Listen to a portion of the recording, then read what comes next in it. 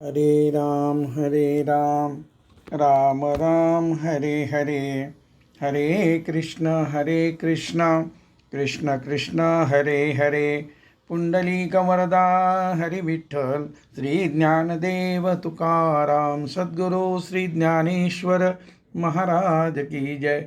जगद्गुरु तुकाराम महाराज की जय।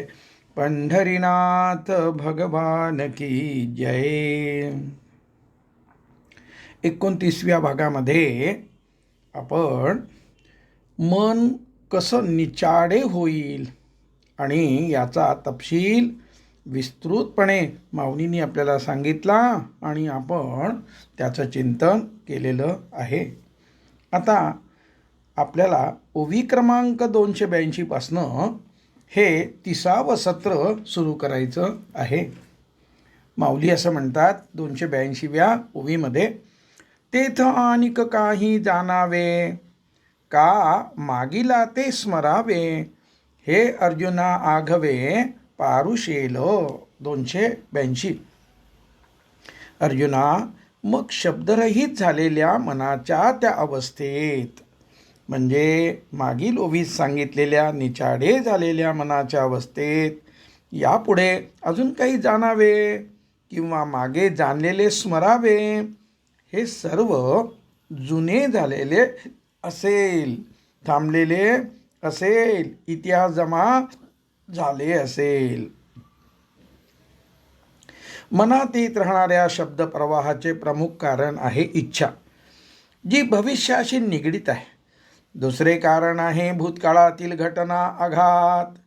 हे माझ्याच बाबतीत का झाले, परत झाले तर असा वागेन, अशा या तत्सम संदर्भात भूतकाळासंबंधाने तेच विचार मनात येत राहतात. भूतकाळात व भविष्यकाळात जे स्वतःच्या रजोगुण रूपत्वाद्वारे या चांचल्याद्वारे रमावयास लावते ते मन, वर्तमान काळात जे राहू देत नाही ते मन. आत्मस्वरूपाचा अनुभव तर सर्व काळातच येतो व मन तर वर्तमान काळात राहू देत नाही, म्हणून मन अविद्या बलवान करते, आत्मस्वरूपापासून दूर दूर नेते, असे यथार्थपणे म्हटले जाते.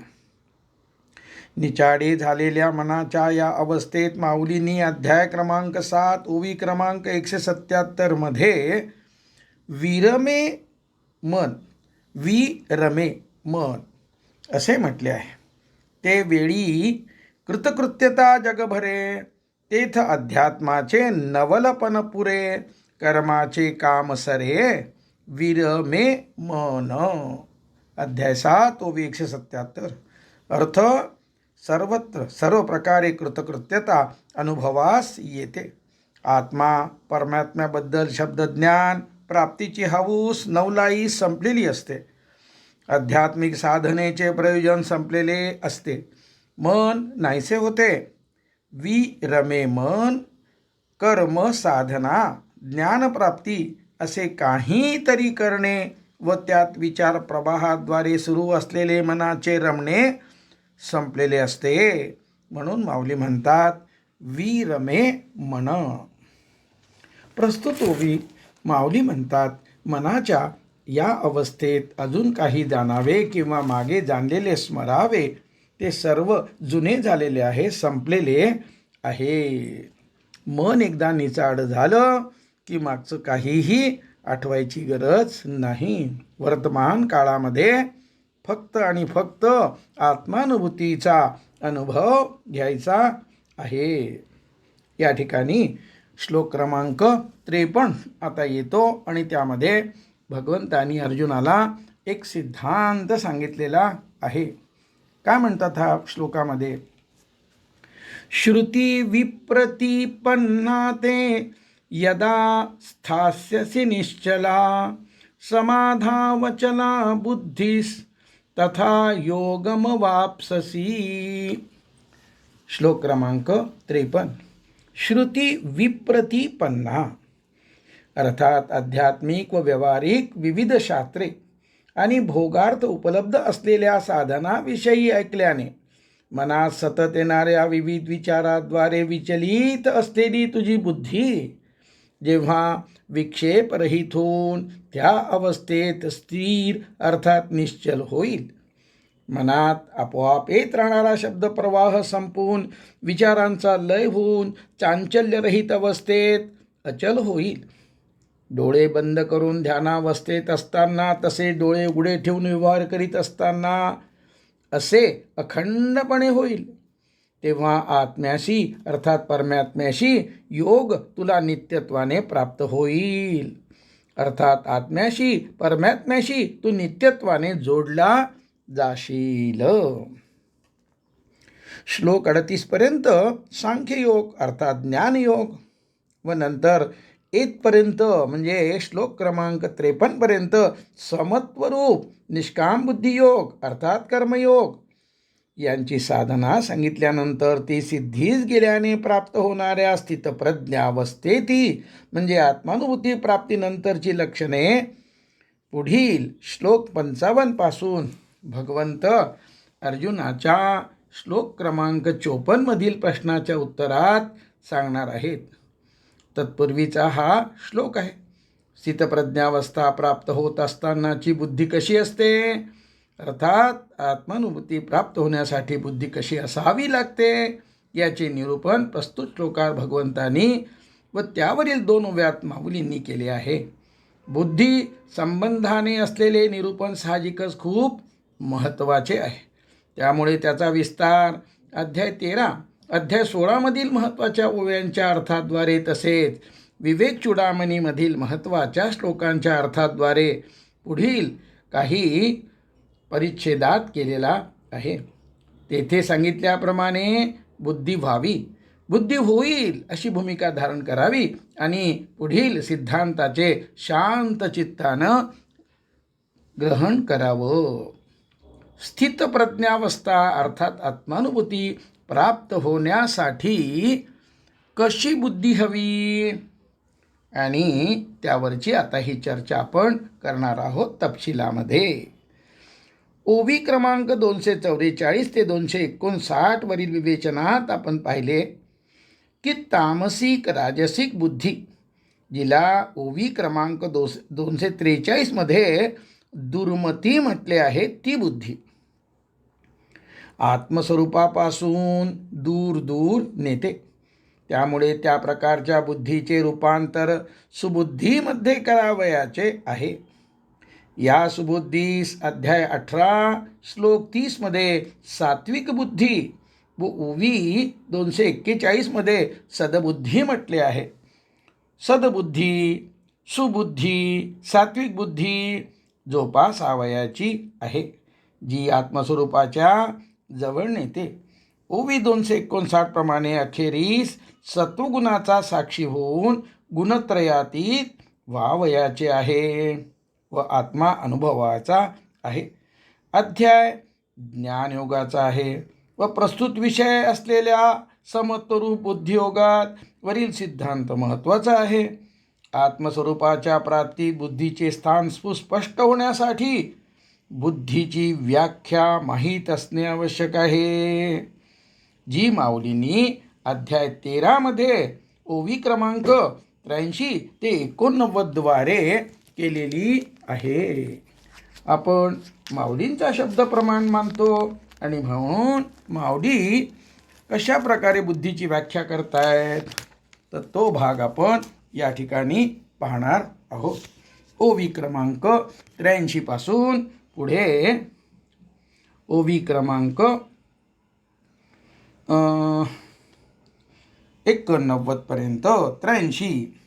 आता बुद्धी जे म्हणिजे ते ऐसा चिन्ही जाणीजे.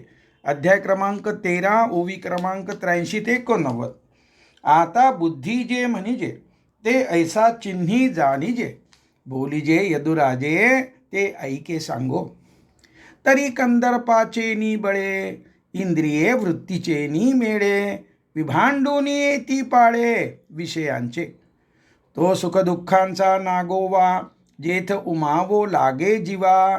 तेथ दोहीसीही बरवा पाडू जी धरी. हे सुख हे दुःख हे पुण्य हे दोष, का हे मैळ हे चोख, ऐसे निवडी. जिये अधमोत्तम सूझे, जिये साने थोर बुझे, जिया दिठी पारखीचे विशो जिवे. जे तेज तत्वाची आदी, जे सत्वगुणाची वृद्धी, जे आत्मया जीवाची संधी वसवीत असे. अर्जुना ते गा जाण, बुद्धी तू संपूर्ण, आता आईके ओळखन अव्यक्ताची. माऊली याप्रमाणे बुद्धी काय आहे ते आपल्याला त्यांनी सांगितली आहे. आणि आता भगवंत म्हणतात, जिला बुद्धी म्हणतात ती पुढील लक्षणांनी जाणावी. आता बुद्धीची व्याख्या. अंतःकरणात इच्छेचा उगम होतो आणि त्या इच्छेच्या बळाने इंद्रिये वृत्तीद्वारे विषयाचे समुदाय जिंकून अंतःकरणात आणतात. जसे डोळे वृत्तीद्वारे रूप अंतःकरणात उपलब्ध करून देतात. इंद्रियांनी लुटून आणलेल्या मालातून सुखकर कोणते व दुःखकर कोणते, कोणता माल जास्त सुखकर व तुलनेत कोणता कमी सुखकर, असा जीवाच्या ठिकाणी होणारा हिशोब जी समजून घेते ती बुद्धी. उदाहरणार्थ, डोळे सतत पाहत असतात, त्यांना चांगले वाईट कळत नाही. ते रूप अंतःकरणास उपलब्ध करून देतात आणि त्यातून सुखद दुःखद, कमी सुखकर जास्त सुखकर हे ज्यामुळे जीवास समजते ती बुद्धी. त्याचप्रमाणे इतर इंद्रियाच्या वृत्तीबद्दलही जीवास ज्यामुळे समजते ती बुद्धी. त्यामुळे सर्व ज्ञानेंद्रियांना करण म्हणजे अवजार अर्थात टूल्स म्हटले जाते. हे सुख, हे दुःख, हे पुण्य, हे पाप, हे मिश्रित, हे शुद्ध अशी जी निवड करते ती बुद्धी. 1386 आता आपण वाचली. जिला हे अधम, हे उत्तम अशी तुलना करणे कळते, जिला आकार, संख्या, सद्गुण, दुर्गुण, क्षेत्रफळ, घनफळासारखी विविध परिमाणे, विविध प्रकारचे शिक्षण, कला, अनुभव, विद्वत्ता, मान अपमान, विविध भावना यातून लहान मोठे चांगले वाईट समजते ती बुद्धी. किंबहुना जीव म्हणजे व्यक्ती जिच्या स्वतःच्या क्षमतेद्वारे विविध विषयांची परीक्षण करतो ना ती बुद्धी. ओवी क्रमांक 87 आता आपण वाचली. आत्मा व जीव यांचा सांधा अर्थात जॉईंट बसून देते ती बुद्धी. जे तेज तत्वांची आदी, जे सत्वगुणाची वृद्धी, जे आत्मया जीवाची संधी वसवीत असे. जे 1388 संपूर्ण प्रकृती त्रिगुणात्मक असून प्रकृतीने उत्पन्न केलेल्या विश्वातील सर्व वस्तू, पदार्थ, प्राणी, मनुष्याची इंद्रिये, क्रिया, अंतःकरण, भाव, वृत्ती, विचार, भावना, विकार यांच्या ठिकाणी सत्वरजतम या गुणापैकी प्रत्येक गुण कमी अधिक प्रमाणामध्ये आहे. अध्याय 7 आणि श्लोक क्रमांक आपल्याला पाहायचा आहे 12 आणि 13. काय म्हणतात 12-13 मध्ये? ये चैव सात्विका भावा राजसास्तामसाश्च ये मत्त एवेदितान् विद्धि नत्वं तेषु ते मयि. श्लोक 12. पुढे 13वा श्लोक. त्रिभिगुणमयैर्भावैर् एभिः सर्व इदं जगत् मोहितं नाभिजानाति मामेभ्य परमव्ययम्. 13वा श्लोक. 12 आणि 13 अध्याय 7. मनुष्याबाहेरील विचार करता श्वान, शुकर, पाषाणादीमध्ये तमोगुणाचे प्राबल्य आहे. मनुष्य शरीराचा विचार करता कर्मेंद्रियाचे ठिकाणी रजोगुणाचे प्राबल्य आहे व ज्ञानेंद्रियामध्ये सत्वगुणाचे प्राबल्य आहे. ज्ञानेंद्रियाच्या तुलनेत बुद्धीमध्ये सत्वगुणाधिक्याने आहे. म्हणून माऊली म्हणतात, जेथे सत्वगुणाची वृद्धी आहे ती बुद्धी. अर्थात त्यामुळे सत्वगुणाचे गुणधर्म असलेले निर्मलत्व, ज्ञानरूपत्व, स्वयंप्रकाशित्व बुद्धीच्या ठिकाणी आहे. जी वृत्तीरूप ज्ञानाचे म्हणजे ज्ञानतत्वाचे मूळ कारण आहे ती ज्ञानेंद्रियाच्या मुळाशी आहे. तिच्यामुळे ज्ञानेंद्रियांना अर्थ प्राप्त झालेला आहे. जी बुद्धी आत्मा व जीव यांच्या संधीत राहत असते, आत्मा व जीव यांचा सांधा अर्थात जॉईंट अर्थात जोड जी बसून देते, ज्याद्वारे आत्मा व जीव यांचा सांधा तयार होतो ती बुद्धी. माऊलींनी बुद्धीची व्याख्या पुन्हा अध्याय 18 आणि ओवी 690 ते 691 या 2 ओव्याद्वारे पुन्हा 18व्या अध्यायात केलेली आहेच आहे.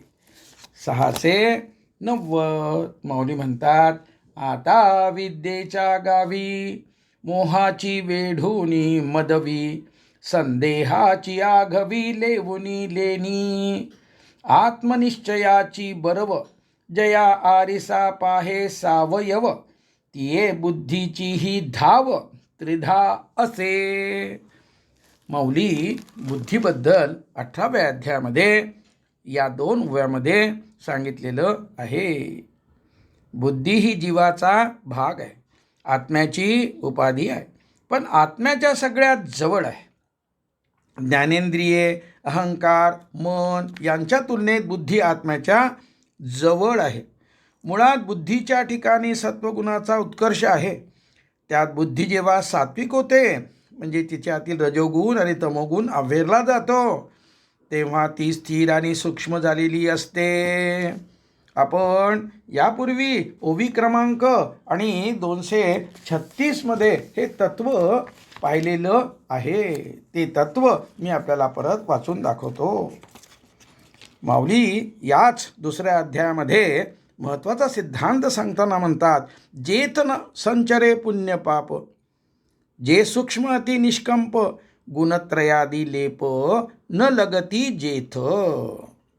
सुदबुद्धीच्या त्या अवस्थेत पापपुण्याचा संचार नसतो, संचार संपलेला असतो. स्वसंवेद्य आत्मा अनुभवण्यासाठी आवश्यक असलेले सूक्ष्मत्व व निष्कंपत्व अर्थात स्थैर्य, निस्संदेहत्व त्या बुद्धीच्या ठिकाणी असते.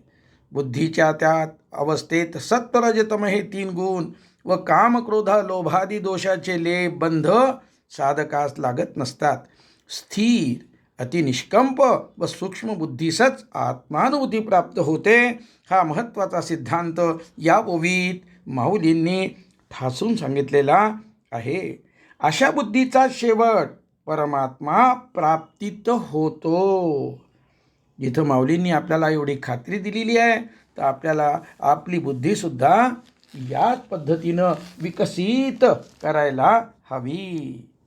या सात्विक बुद्धीचा, सद्बुद्धीचा शेवट ओवी क्रमांक 241 याच अध्यायात आणखी 5 ओव्यानंतर माऊलींनी केलेला आहे. ती ही ओवी माऊलीची एक महत्त्वाचा सिद्धांत आपल्याला सांगून जाते. माऊली म्हणतात, तैसी दुर्लभ जे सद्बुद्धी, सद्बुद्धी मोठी दुर्लभ आहे. जिये परमात्मची अवधी, जैसा गंगेसी उदती निरंतर. 241.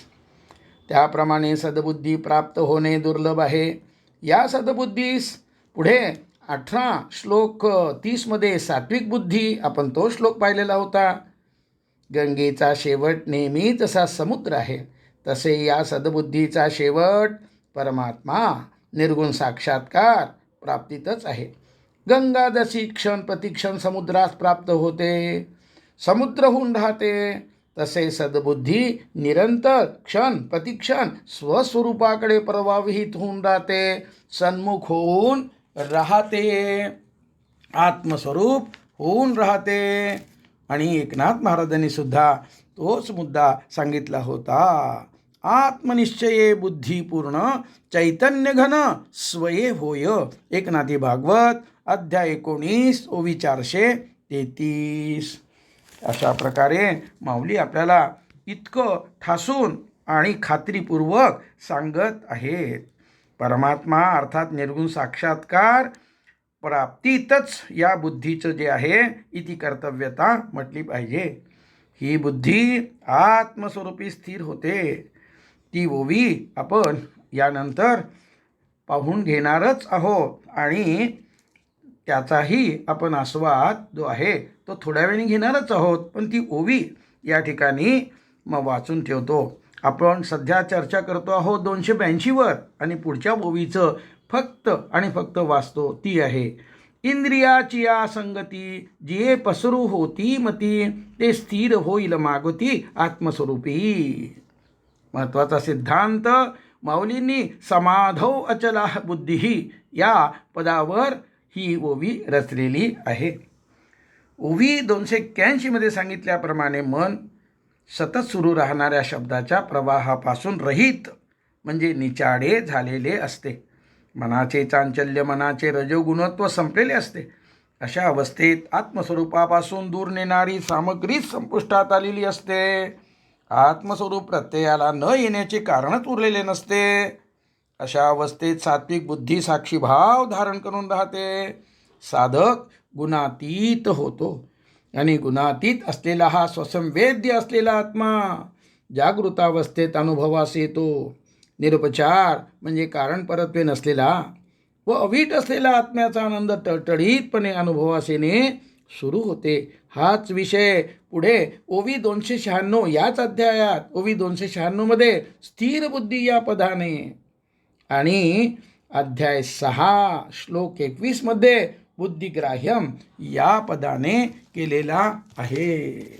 अध्याय 6 आणि श्लोक 21 भगवंत म्हणतात, सुखमात्यांतिकम यत् बुद्धिग्राह्यम अतींद्रियम वेत्ती यत्र न चैवायम स्थितचलित तत्वतः. अध्याय 6 श्लोक क्रमांक 21. आणि अशा प्रकारे बुद्धिग्राह्यम या पदाने भगवंत त्या ठिकाणी सुद्धा तोच मुद्दा स्पष्ट करतात. प्रस्तुत विषयाचा विस्तार अशा प्रकारे यत्र तत्र सर्वत्र ज्ञानेश्वरीमध्ये पाहायला आपल्याला मिळतो. सतत बदलत राहणारे विचार म्हणजे अनात्म वस्तू.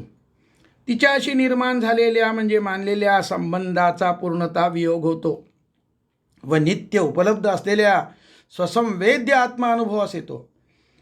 पातंजल योगात उत्तरोत्तर सूक्ष्म आलंबनावर मन स्थिर करून मनाचा निरोध, चित्तवृत्तीचा निरोध साधल्याने बुद्धी स्थिर व सूक्ष्म होते व असंप्रज्ञात समाधी अवस्था प्राप्त झाल्यानंतर आत्म्याचा अनुभव येतो. त्या उलट माऊलींनी सांगितलेला ध्यानाभ्यास सोपा आहे आणि त्याकरता आपण पुन्हा एकदा का होईना परंतु त्या ध्यानाभ्यासाचा विचार आपण करायला हवा, कारण त्यामुळे आपला विषय पक्का होणं गरजेचं आहे. ध्यान म्हटलं की आम्हाला पातंजल योग आठवतो, पण पातंजल योग जो आहे ना तो अवघड आहे. कसा आहे तो? पातंजल योगसूत्राचा समाधी अभ्यास पुढील पद्धतीने आहे. मनाला सुरुवाती स्थूल व नंतर उत्तरोत्तर सूक्ष्म आलंबन द्यावे व या क्रमाने मनाच्या एकाग्रतेद्वारे मनावर ताबा नियंत्रण मिळविण्याद्वारे ध्यानाभ्यासात प्रावीण्य प्राप्त करीत जाऊन अखेरीस असंप्रज्ञात समाधी साध्य करावी आणि असंप्रज्ञा समाधीद्वारे आत्मानुभूती प्राप्त करावी. ही पद्धत माऊलींनी ज्ञानेश्वरीत कुठेही उल्लेख केलेली नाही. माऊलींनी सांगितलेल्या ध्यानाभ्यासाची पद्धत ओवी 148 आपण सध्या विचार करतो आहोत त्या विवेचनात आपण पाहिली होती. माऊली प्रणीत ध्यानाभ्यासाचा गाभा क्रक्स ज्याला म्हणतात, मनात येत राहणाऱ्या विचारांच्या वृत्तीच्या प्रती सजगता, अवेअरनेस व साक्षीभाव धारण करणे आहे. या उलट पातंजल योग प्रणीत ध्यानाभ्यासाचा गाभा आहे एक विचार, एक वृत्ती निवडून त्यावर मन एकाग्र करणे. माऊलीचा ध्यानाभ्यास सोपा व वेगाने आत्मानुभूतीकडे नेणारा, निर्गुण साक्षात्काराकडे नेणारा आहे, हे मात्र निश्चित. अशा प्रकारे आपण माऊली प्रणीत ध्यानाभ्यासाच्या साहाय्याने बुद्धियोगाच्या साधनेत सुरुवातीस तमोगुण रजोगुण अभ्यरून सात्विक झालेली बुद्धी समते स्थिर केल्याने व कर्मफळ मनास शिवेनासे झाले की सतत अनुभवास येणाऱ्या शब्दप्रवाहापासून मन रहित होते, अर्थात मनाचा निरोध होतो. बुद्धी स्थिर व सूक्ष्म होते आणि स्वसंवेद्य आत्म्याचा अनुभव जागृतावस्थेत सुरू होतो. साधक आत्म्याशी अर्थात परमात्म्याशी नित्यत्वाने जोडल्या जातो. कोण सांगतंय? माऊली सांगतायत. आणि पुन्हा पुढच्या ओळीमध्ये माऊली तेच सांगतात. एक महत्त्वाचा सिद्धांत आपण थोड्यापूर्वी ही ओवी वाचली होती, आता ती आपण समजून घेऊ. ओवी अशी आहे: इंद्रियाची या संगती, जिये पसरू हो तसे मती, ते स्थिर होईल मागुती आत्मस्वरूपी. 283. इंद्रियाच्या संगतीने जी बुद्धी पसरत जाते, बुद्धी बहिर्मुख राहून विविध भेद अनुभवत विस्तारत जाते. तिचे ध्यानाभ्यासाच्या सहच्या समत्वरूप निष्काम बुद्धियोगाच्या साधनेद्वारे आता विस्तारणे थांबून बुद्धी अंतर्मुख होते. अशी बुद्धी विचारांच्या मागच्या बाजूस असलेल्या अर्थात विचाराने जे आधी आवृत्त होते त्या आत्मस्वरूपी स्थिर होते. बुद्धी पुढे पसरत होती, ती मागे येऊन आत्मस्वरूपी स्थिर होते. अशा बुद्धीचे व कोणत्या उपायाने प्राप्त होते याचे निरूपण माऊलींनी दैवासुर संपत्ती आणि 16व्या अध्यायात सांगितल्याप्रमाणे पुढील प्रमाणे केलेले आहे. त्या काही ओव्या आपण पाहणारच आहोत. सत्व संशुद्धी, ज्याला सत्वबुद्धी, सुबुद्धी, सद्बुद्धी अशा प्रकारे बुद्धीची शुद्ध आणि सत्वात्मक अवस्था ही आत्मानुभूती प्राप्त करून देण्यासाठी ही एवढीच अवस्था बुद्धीची उपयुक्त आहे. आणि म्हणून आम्हाला आमची बुद्धी सत्व बुद्धी, शुद्ध बुद्धी करायची आहे. काय म्हणतात माऊली? माऊली म्हणतात ओवी क्रमांक 55 16व्या अध्यायामध्ये 55 ते 59 अशी चर्चा माऊलीने केलेली आहे. यथार्थ ज्ञान कोणत्या उपायानं प्राप्त होईल व जे अशा पद्धतीने वाढेल की ते स्वतः विश्रांत होऊन साधकाच्या ठिकाणी स्वरूपावस्थेच्या रूपाने जन्मेल, त्यासाठीचा उपाय असलेली दैवी संपत्ती अध्याय 16 श्लोक 1 ते 3 मध्ये भगवंतांनी सांगितलेली आहे. त्यापैकी श्लोक 1 मध्ये सत्व संशुद्धी हा दैवी गुण अर्थात सद्गुण आत्मानुभूती प्राप्तीचा उपाय म्हणून सांगितलेला आहे. सत्व संशुद्धी म्हणजे रजतमाची अशुद्धी निःशेष जाऊन मन व बुद्धी पूर्णपणे शुद्ध झाल्यानंतरची अशी अंतःकरणाची शुद्ध सत्वात्मक अवस्था. अशा शुद्ध झालेल्या अवस्थेत माऊलींनी सत्वशुद्धी म्हणून संबोधले आहे. आणि या अवस्थेतील चित्ताचे व विशेषतः बुद्धीचे निरूपण माऊलींनी ओवी क्रमांक 74 ते 80 याद्वारे केलेले आहे. अध्याय 16वा ओवी क्रमांक 74 ते 80 आपण पाहणार आहोत. माऊली म्हणतात, आता सत्वशुद्धी जे म्हणिजे ते ऐसा चिन्ही जाणिजे, तरी जळे ना विजे राखोंडी जैसी. का पाडिवा वाढी न मगे, अवसे तुटी सांडोनी मागे, माझी अतिसूक्ष्म अंगे चंद्रू जैसा राहे. ना तरी वार्षिया सांडिली, ग्रीष्मे नाही मांडिली, माझी निजरूपे निवडली गंगा जैसी. तैसी संकल्प विकल्पाची ओढी, सांडोनी रजतमाची कावडी, भोगिता निज धर्माची आवडी बुद्धी उरे.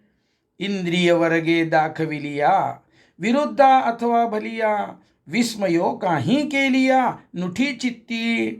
गावा गेलिया वल्लभू, पतिव्रतेचा विरह क्षोभू, भलते सनी हानी लाभू, न मनी जेवी.